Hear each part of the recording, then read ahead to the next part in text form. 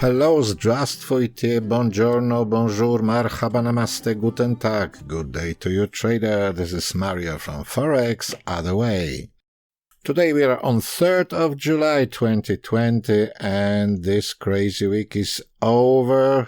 We got conjunction of Jupiter and Pluto, which is over, as well as Saturn get into Capricorn again. Nothing major has happened. The market is ranging in the area. The only thing I had to do, we got a new month, guys, and because it changed the degree of Jupiter and Pluto, so I had to change the support and resistance lines. I'll show you. Before it was 294, the resistance lines were here along this line. And now we got 293 Pluto and 292 degree Jupiter, so I just took somewhere between those two values and I put the lines over here. So they are slightly adjusted, something like 15 pips. The blue lines, Neptune, remain as it was. So the situation doesn't change today, because we got bank holiday in United States already. Tomorrow is an Independence Day. I just owe you an apology, guys, because in my last video I told you about Thanksgiving Day, which is somewhere in November. It's due to the fact that I'm just hardly analyzing winter already, and I was in December this year. Let me show you, 21st December 2020. A major one. You wouldn't believe. Jupiter and Saturn, they are getting out of Capricorn. New era begins. The Sun and Mercury in the same day, they are conjuncting, they are entering into Capricorn. This is a winter solstice. There is a major one, a massive one, big day. All the troubles related to problems with Saturn in Capricorn will be over. We get into the new era. Everything will develop smoothly and nicely. We don't know yet what's gonna happen with the market. The forecast is not that good for 2020 at the moment, at least. We'll see what's gonna happen. On the market, nothing happens as usual. What I wanted to tell you only about the market, because I was asked by about these two lines, which are, I've drawn them, I plot them as a trend lines, and I was asked whether they are harmonic. Yes, they are harmonic because they connect the biggest amplitude of the market over here and over here, so the market is ranging. That's the amplitude. As you see, it's forming a wedge, and the point when these two amplitudes, the highs of the market and the lows of another trend, because there are two different trends. This one is the longer one, this one is the shorter one. They met over here.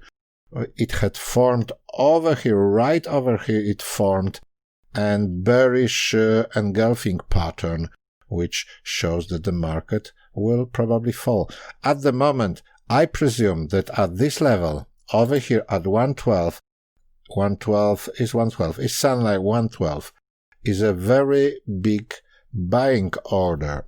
An institution, big bank, central bank or whatever is just buying at this area and the price is fixed here. That's the reason. Till this order will be fulfilled, the market will stay here. If the other buyers come, obviously it will start rising and will break this line first. This is the shorter trend, I remind you. So this is the shorter trend. This line will be broken. And then we got another one, that the longer trend one started on May 26th, has to be broken as the next one, because as you know, the line has been broken, this trend line, and the uptrend slowed down at the moment. So it looks like on daily, it looks like a flag forming over here in this area. So this is the flag which is forming somewhere over here. So presumably the market basically should start rising if the flag will be confirmed. But at the moment, it's not the issue. At the moment, we are where we are. What I wanted to show you today is angles. You asked me about Gann fan and the angles of the Gann fan. I don't like the Gann fan using Gann fan from MT4 because, well, it just changed the angles when you rescale the chart. I fixed the scale over here. I'll show you what I do basically with these lines and how I use it, how I use the angles, because on Gann fan you got all kind of angles and they don't work as they should do in my humble opinion. So let me show you what I do. What I do basically, I square the angles. I've shown in one of my previous videos. So I plot the angle. Let's say, let's start from here, for example. We got the bottom here, yeah? We got a local bottom here, and we got a local top here. If we make a square over here, squared angle, it will show us the first line, the first support line after this fall. So let's plot it. Look, we got an angle here, which is roughly 97.6. If we subtract 90 degrees from this angle in order to get the square, we will remain with 7.6 degrees. So it will be something like a 7.6 is here. So we got the final support line at the moment, if we plot from this one. But let me draw another one. Let me draw another one because I consider this area, all these, is just an accident at work, you know, it's unexpected news. What happened here, it's all related to COVID and all this stuff. So I wouldn't pay much attention to this at the moment.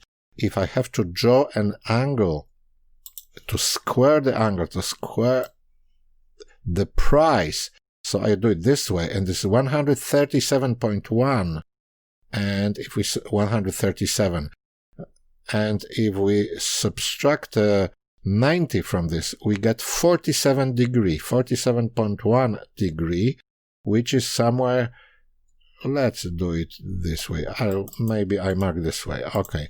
47.1. Let's do it this way. 47.1. Here we go. So we got the first angle plotted here. So from this point to this point, it needs to form a square. So this first angle.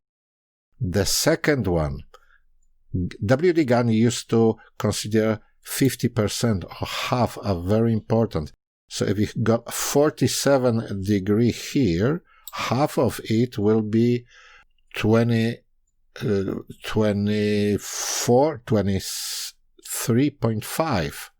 23.5. It's somewhere here. So that's the one.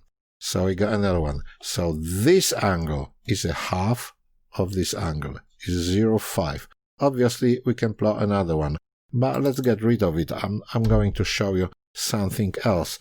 So I've got this angle based on of the angle between this low and this high.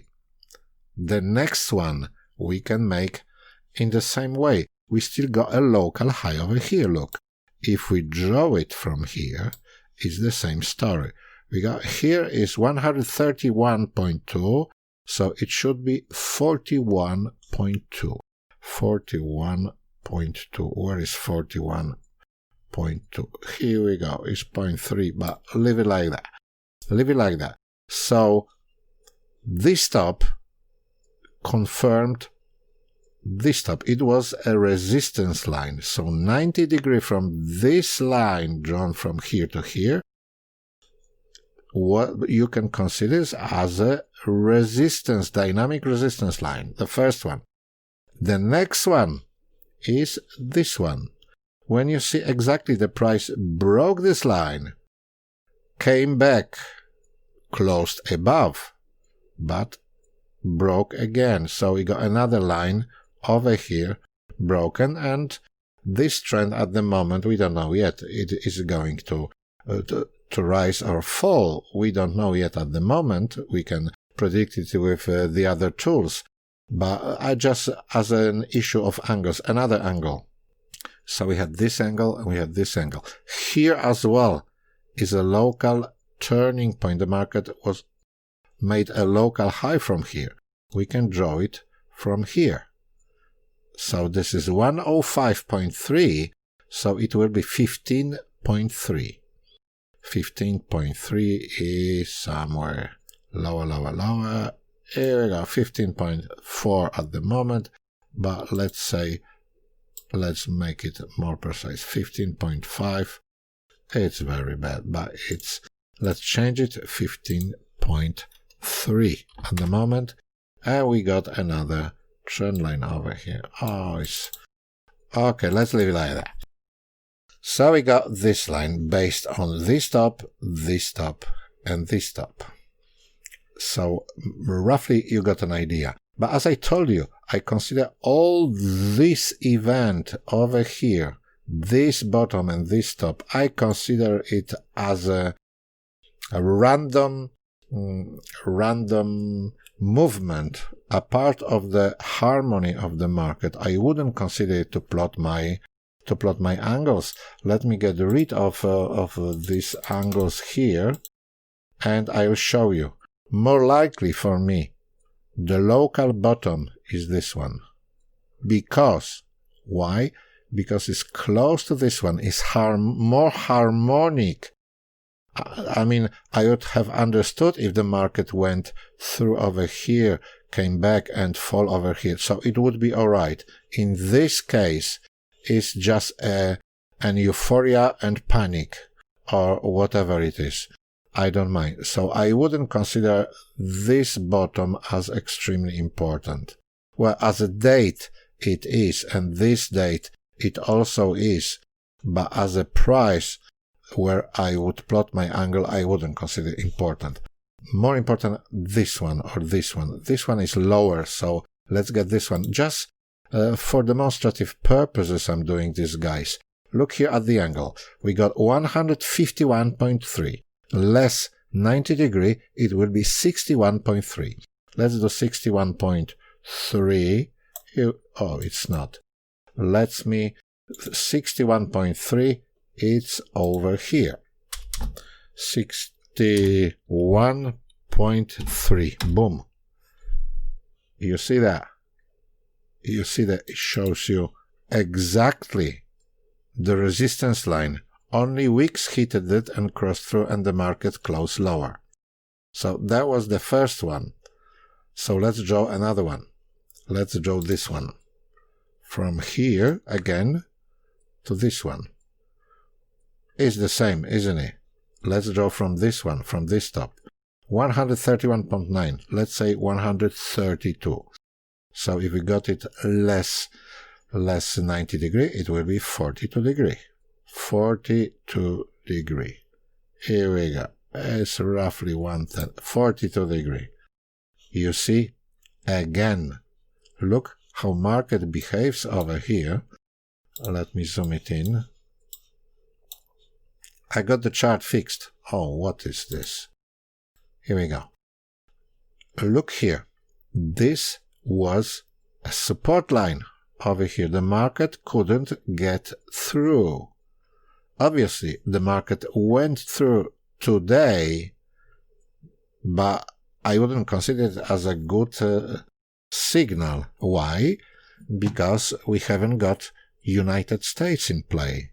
We have got American investors, American banks, American pension funds and so on. We haven't got the guys in the market, so it wouldn't work at the moment. If it gets confirmed on Monday, which is 6th of July, and as well on Sunday we got a full moon, and if this move is confirmed and will go lower, then certainly we'll have to go back and analyze where is it going to stop.